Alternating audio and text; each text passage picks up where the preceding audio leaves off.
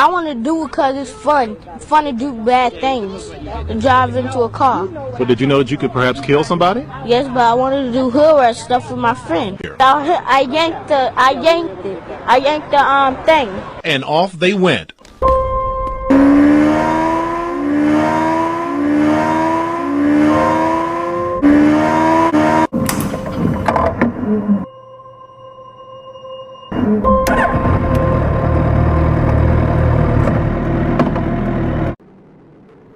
What's up, YouTube? It's your boy Biketyson, and you're now tuned into Biketyson Life Cycles. And today's life cycles is I just want to do hood rat shit with my friends. But no, we heading to Cars and Coffee in Bowie, Maryland, at the Bowie Town Center. Now, this is my first time going to a Cars and Coffee meet. And usually there, like I said, it's more for the exotic cars that come out and whatnot. And, you know, people just showing off either how much money they got or the craftsmanship of, you know, their mechanics. When they, you know, either designing their cars or they're modifying cars or they just buying them, you know, just as a flex, basically. But we decided, hey, we gonna crash the party, because usually when you show up to, you know, car meets, having that interrupter of the bikes that come through usually becomes the showstopper. Because what I will say is we come in groups, whereas with most of the cars they'll come in like maybe a handful or maybe just like one or two. So you always got those certain car groups, like the Corvette crews, I would say the Porsche crews, or some, you know, the old schools and stuff like that. So we was like, all right, well, fuck it, we going. And as you can see, it was about 7 of us. We was like, hey, we close by, let's go crash the party, let's go see what's out there.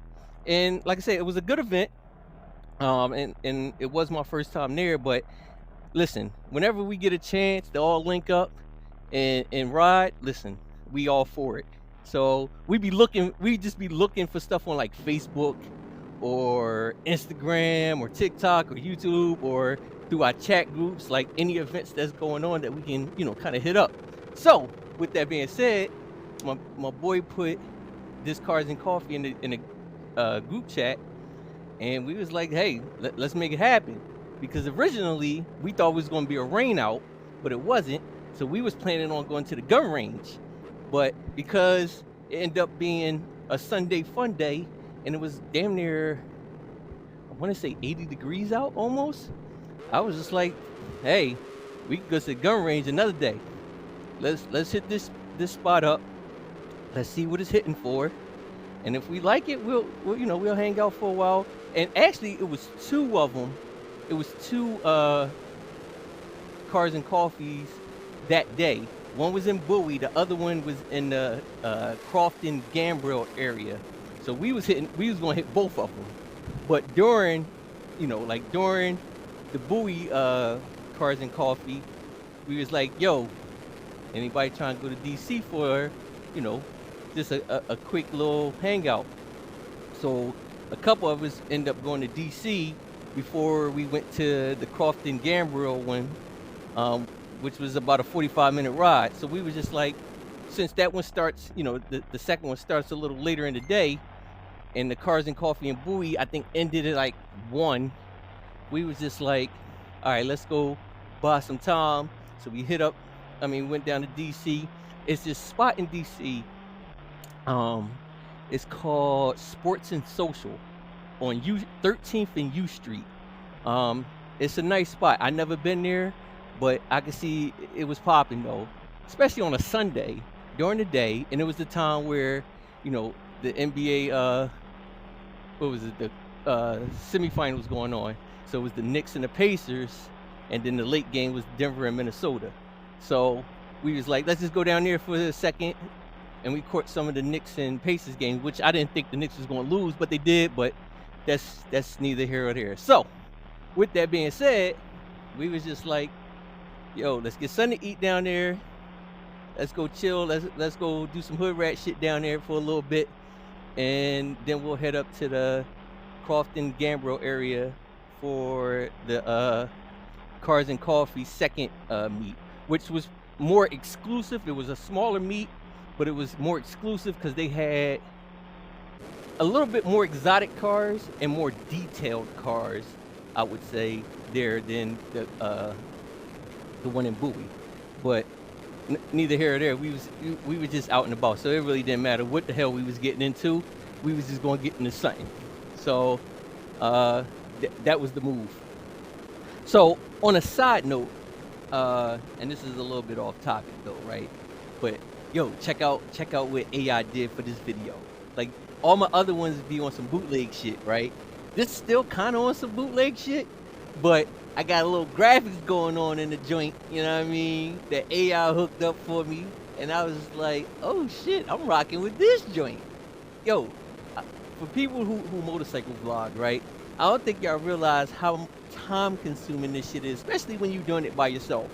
Now, when you reach, you know, a top tier YouTube level, you just take a bunch of videos and then you just send it to a content creator, and they just, you know, hook your reels up, your shorts up, and you know, all your social media postings up, and that's just what they do, and you just pay them.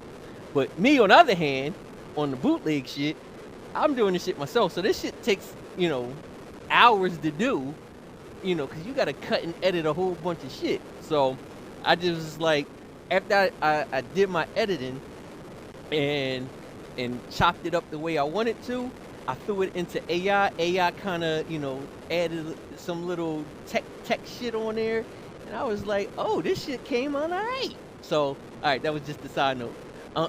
Listen, I told you you're gonna see a maturation. Like if y'all go back to season 1, when I started just putting out these bootleg booster videos, you'll see how it was kind of like, listen, I'm on cheap ass camera from Amazon, no GoPro, no nothing, and I'm just giving it oh, excuse me. I'm just giving you just the raw footage on just our group rides and different motorcycle events. But now you can see I'm transitioning a little bit to, you know, some more better quality footage, and adding some graphics and some filters in it. So it's like I said, it's a learning process for me. But I'm about truth and transparency, so I'm just trying to, you know, cut and weave through, you know, all this little tech shit. I mean, I'm not a tech savvy dude like that, but I mean, with all this, like, with all this, what you call it, edit software and all this stuff, I'm learning as I go. So I'm just learning on the fly.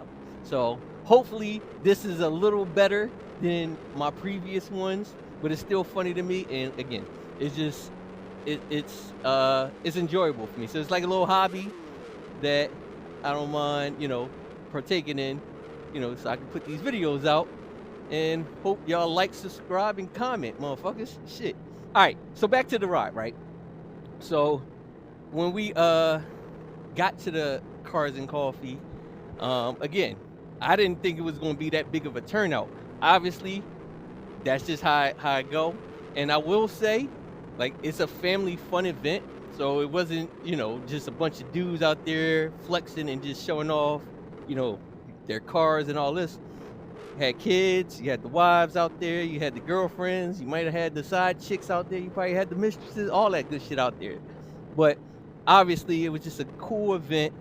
They had a DJ out there playing music, and plus, if you ever been to Bowie Town Center, it's a bunch of restaurants around, so if you was hungry and hot, you'd always get something to eat or drink.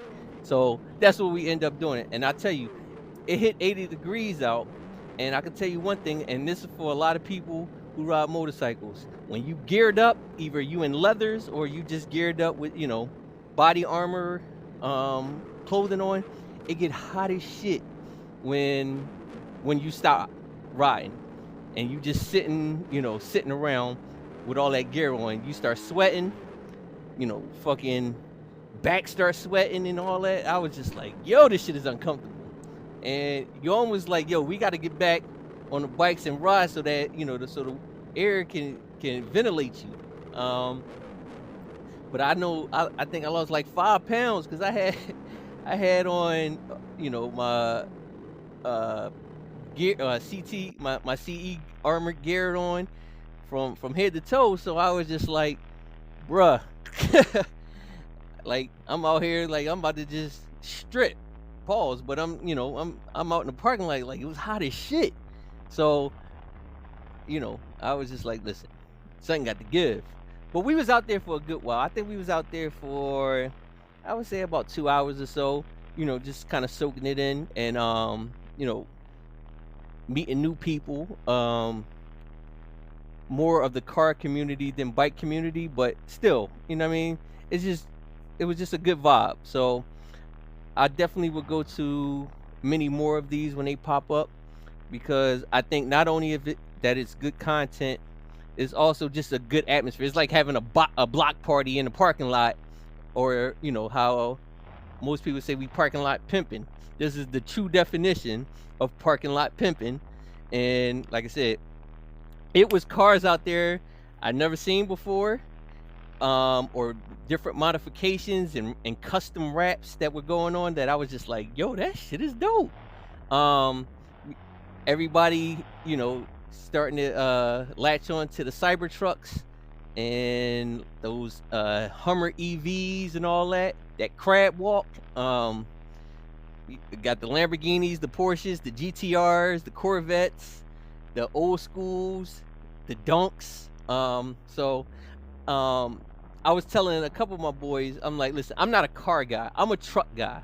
So I don't like cars. And the only reason I say that is because like I need something for my lifestyle that's all purpose. So I always had SUV, a van, or a pickup truck or something like that because once again, we live in a Four Seasons area.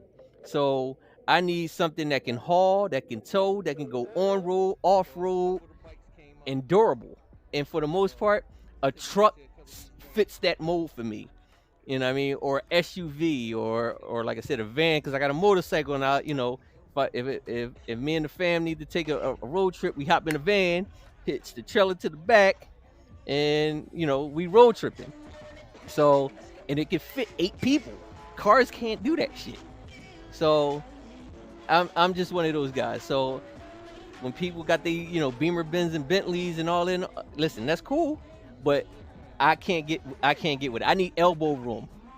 That's one thing, and I like stepping down. I don't like stepping up when I get out the car. Shit. So that's just my own personal preference. Everybody got their own personal preference, but I'm a truck guy. So it got to be a pickup truck, van, or SUV for me.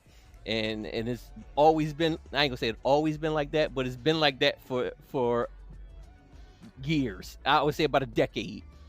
So that's just my thing. So I was looking at it was a blackout F-150 Lightning, Ford F-150 Lightning. Even though I'm a Dodge guy, I'm a Dodge Ram guy, that F-150 Lightning, Ford F-150 Lightning was dope.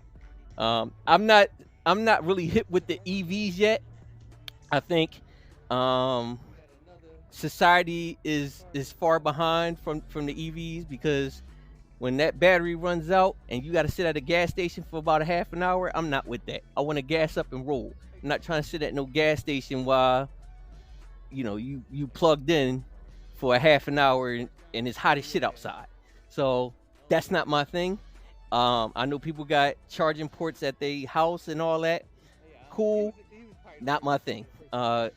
I still like muscle cars and gas engines. I'm not with the EV shit. And plus, the range on those EVs ain't shit because I'll be looking at how much range they get. Even if you got a Tesla and it's a dual motor, like okay, you get 300 miles. Most cars can go more than that, unless I'm wrong.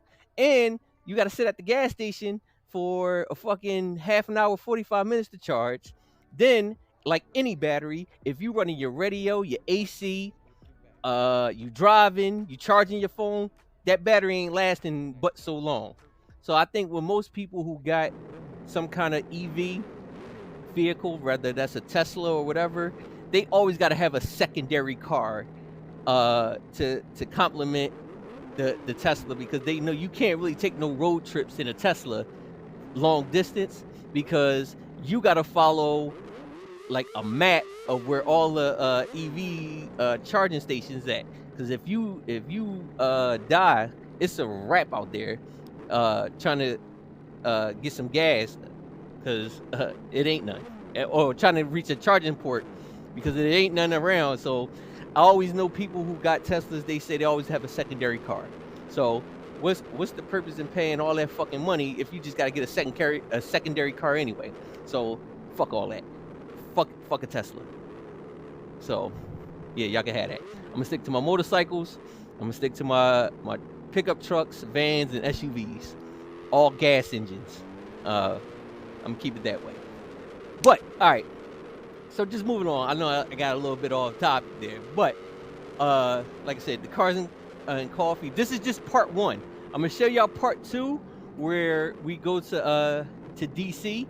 Because that became a little hood radish, because we had some racing going on the highway, and some dipping in and out of traffic. If anybody know about DC, there's always traffic in DC. So when you're on a bike, that's even better, because I know cars be pissed off that they got to sit in traffic, and we can kind of lane split, or hop on a shoulder or something just to get through all that, because I'm not with the traffic. And like most bikes, when you at a standstill and it's blazing hot outside, you be wanting to move, because either you don't want your bike overheating, especially if you got a air cooled engine and not a liquid cooled engine. So like I know some Harley Davidsons got air cooled, so you got to constantly move to keep that engine cool for overheat on you, and then you be on the side of the road for a minute.